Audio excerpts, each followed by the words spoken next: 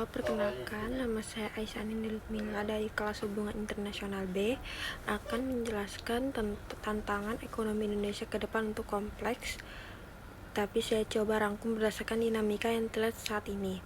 Yang pertama, transisi energi.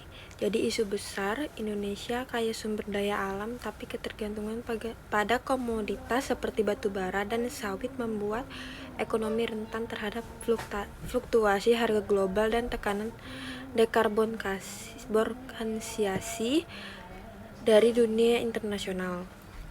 Diversifikasi ekonomi terutama ke sektor teknologi dan industri hijau akan krusial tapi menantang karena butuh investasi besar dan SDM yang mumpuni. Yang kedua, ketimpangan ekonomi. Masih jadi bom waktu, pertumbuhan ekonomi di Jawa dan kota besar jauh lebih cepat dibandingkan wilayah lain. Sementara infrastruktur di daerah terpencil masih tertinggal. Ini bisa memicu ketegangan sosial kalau tidak ditangani oleh kebijakan yang inklusif. Yang ketiga, digitalisasi dan otomatisasi menawarkan peluang sekaligus ancaman. Di satu sisi sektor teknologi bisa dorong pertumbuhan, tapi di sisi lain banyak tenaga kerja di sektor informal atau rendah keterampilan beresiko kehilangan pekerjaan.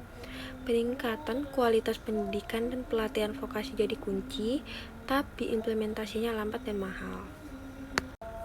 Yang keempat, utang publik dan defisit anggaran. Perlu diwaspadai, meski rasio utang Indonesia masih relatif terkendali, tekanan dari subsidi energi dan program sosial bisa membebani fiskal.